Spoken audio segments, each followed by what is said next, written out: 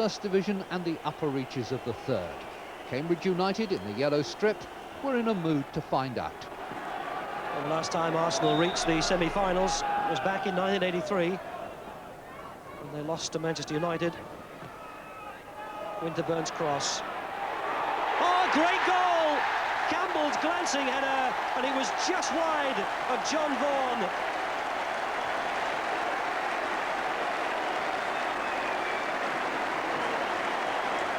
A really good cross by Nigel Winterburn. But what a perfectly glanced header this is by Kevin Campbell. The merest of touches, and it's right beyond the goalkeeper's fingers and in by the far post. And Campbell's third goal of the season has given Arsenal the lead.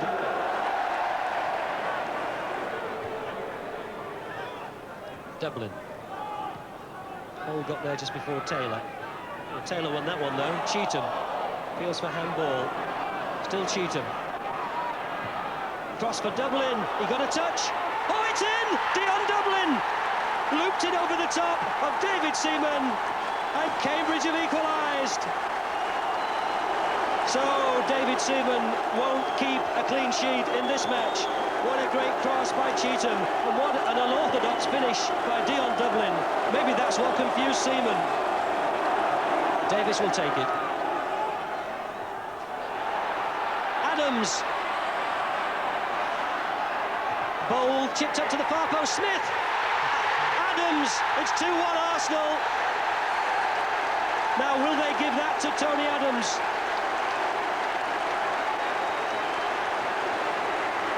No doubt from his reaction that Tony Adams is claiming it. He might have had a shot earlier, and Bold chipped up to the far post to Smith. A good save from Vaughan. It wouldn't have gone in. Adams has scored his fourth of the season. Dixon with the throw. Put forward by Ledbetter. Oh, Taylor's gone around O'Leary, and O'Leary tried to pull him back. Taylor! Fine save, Seaman. Dublin! It was blocked by Adams, I think, and it's a corner. 2-1 to Arsenal. George Graham's first FA Cup semi-final as a manager, arriving with his team top of the First Division. But thoughts of the double haven't crossed his mind, he said. Yeah, I think the media talk about it more than the people involved. We've got another 12 games to go in the league, 36 points. There's a lot of points to be won and lost. We're in the semi-final of the Cup.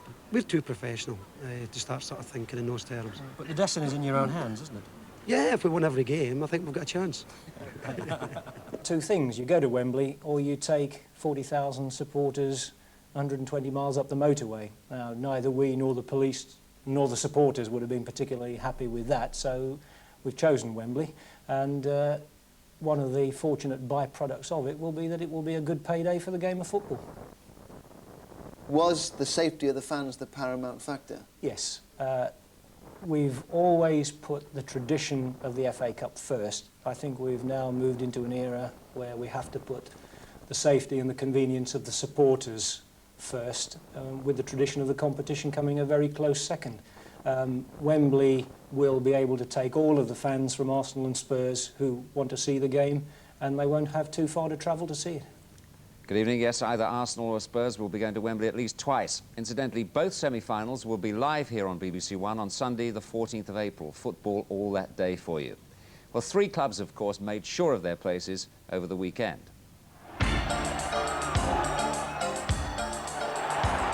Adams. Bold chipped up to the far post. Smith. Adams. It's 2-1 Arsenal. The decision has been forced upon you, and the FA didn't really want to take this step. Without any doubt, and I do not believe it would have been taken except because of the two clubs involved. If it had been West Ham and Arsenal, we should have played the game at Tottenham. Between Tottenham and West Ham, we'd have played the game at the Arsenal. This, I think, is the only conundrum that would enter the consideration as to why we should move to Wembley, and I believe it's a one-off situation. I think it's quite unlikely that it will be repeated. Now, having made that statement, perhaps something will happen, and it will happen again. But at this moment of time, I can think of no other reason why we should go to Wembley for a semi-final. But it's the right decision for this one, I would have thought. Bob, I think it's definitely that. It's as Bert Millichip said, it's a one-off. They're obviously bearing in mind Hillsborough and the problems of Hillsborough. 50,000 people going up the M1 didn't make sense. Maybe Twickenham might have been a possibility, but... They'd have had to cut the grass, Bob. Well, they proved they had to have done that. But the Football Association have often received a lot of criticism, but they've thought about the fans here. They put the fans first, and they will fill, I'm certain, 80,000 there at Wembley. Yeah, but they won't have any protocol match or anything. It won't be oh like no, the final. I think that's important. There's nothing before it. Just So get out, get on with the game, and won't detract from the final, or it shouldn't do in actual I fact. don't think it will. Now, Paul Gascoigne, let's turn to him just before we close. He's gone into hospital today for an operation, which might underline just how good his performance was yesterday. Or yeah, I'm absolutely delighted. I'm delighted for him, not as an Arsenal man. I really think that the lad was in pain, and it diminishes performance, and. They're taking a risk, obviously, in trying to get him back. I mean, would he be ready for the semi-final? Very close. Chris Waddle came. Well, he did make the cup final, and I think it took him 5 weeks. So on that basis, he might not be able to do it. But I think we all hope he'll do it, and I think Tottenham have done the right thing. I really do. He's vital for them, though. Well, apart from anything else, it's his long-term career. You can't just look at short-term things. You've got to look at a guy who can keep England going for a long time. But of course, he's out of the England match against the Republic of Ireland, isn't it? Pity for him. Yeah. But fascinating semi-finals. Thanks, Bob. So a reminder that on Sunday the 14th of April, we'll have both semi-finals for you live. Spurs against Arsenal from Wembley will kick off at midday, and then Forest against West Ham kick off 3:30 at Villa Park. Just plan a bit of lunch and leave the rest to us. Cheerio. Avoid defeat against Sunderland today. Arsenal skipper Tony Adams faced the press yesterday for the first time since his release from prison, and our man Matt Tyler was there. After a season full of remarkable highs and depressing lows, Tony Adams has proved that life as a professional footballer can be a harrowing experience.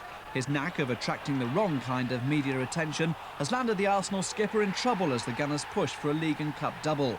This ill-advised two-finger gesture at Queen's Park Rangers was the first in a series of unsavoury incidents and cost him a heavy fine. 2 weeks later, a red card for a professional foul on the plastic at Luton. Then the biggest blow of all, a drink driving offence resulting in a prison sentence and Christmas behind bars at Chelmsford. Adams' rehabilitation was underlined this week when he signed a boot sponsorship deal worth £50,000. He still won't talk about his experiences in prison, but is grateful for the support from George Graham. With the double now in sight, Graham has warned about looking too far into the future. The governor's dead right. You know, you can't think of them things. You've got to take one game as it comes. I know I'm being really boring, but that's the way you do it. You know, you lose 3-4 games now, and we've blown it basically. So we're just going to worry about Leeds and try and break them down. I'm going to try and do my best in the team because I'm just part of the team. And hopefully we'll win and we'll get 3 points on Sunday. But obviously, as captain of Arsenal, to lift the 2 trophies at the end of a season, which has been really incident-packed for you, would be remarkable, wouldn't it? Of course. That'd be fantastic. You know, I'd rather have 3, but we're out. So we're out of 1 competition, so I couldn't have 3. You know, there's 3 trophies available every season. And if I'd lift one of them, it'd be great. And that's basically it. You know, if I lift both, then it would be absolutely superb. Paul Merson's Anfield winner earlier this month has gone a long way to breaking Liverpool's domination of the English game. Arsenal are now championship favourites, and Adams reckons more competition can only be healthy. I think the more the merrier. I think it's good for games. You know, make every team that come here a big game. Obviously, Spurs are a very good team. We're going to have a very hard game against them, and. But Liverpool is a fantastic team, and obviously we're still trying to emulate them. Graham Taylor says that Adams' England future won't be affected by his disciplinary problems, although the Arsenal captain insists that his priorities lie at Highbury. I've always said, you know, England's me bonus kind of thing. Arsenal, me bread and butter. They pay me wages, and they, you know, it's the fans here that I kind of work for. So if that comes, then obviously I'll do my best and I'll try and play for England. Obviously it'd be beautiful, brilliant. But Arsenal are my main concern, and England are my kind of bonus. What's Graham Taylor said to you since you've come back? He's not really said anything at all. You know, you know, obviously if I get back into the Arsenal team and, you know, play well for Arsenal, then I'm looking at England next step. But who knows? Well, he's done great since all the problems he's had. Done well, the boy. Well, this big game tomorrow, Leeds and Arsenal. 4 draws and 1 cup win for Arsenal in the 5 meetings this season. I know, it's going to be hard for Arsenal because things normally balance out, don't they? And it would not surprise me at all to see Leeds turn them over. You know, it's law of averages, really, isn't it? Well, it's so tight, Jim, I think anything can happen in that one, and I wouldn't be surprised either if Leeds get a result. No, tough for Arsenal. Right now...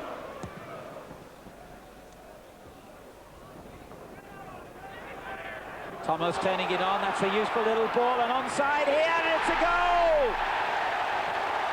He's done it again. Pearce is running back as though he's lining up a shot. In fact, it's Clough who takes it, and a useful one in too, and Jensen has scored! They were expecting one type of free kick, they got another. Well, Arsenal dropping the points there, Jim, at home. Mind you, they won last week against Leeds in a game that you were working on, which I must say was a dreadful game, I have to say. I fell asleep watching that. It wasn't good, was it? Oh, dear, not good at all. And you got some headlines in the paper, one certain paper. Apparently so. One paper accused me of having a row because I couldn't park my car in the car park. I didn't even try to park it. I parked it in the normal place, and it's terrible when papers lie like that. Telling porkies. Telling porkies. Right. The score's level.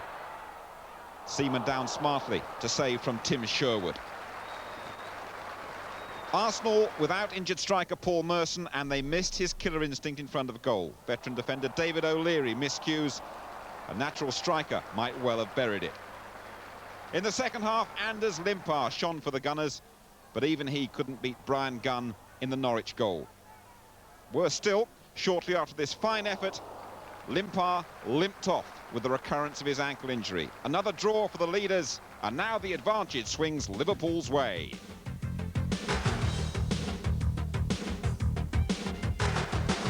Because at the baseball ground, Liverpool are quite unstoppable. The first of an avalanche comes after Mark Wright's foul there on Ian Rush.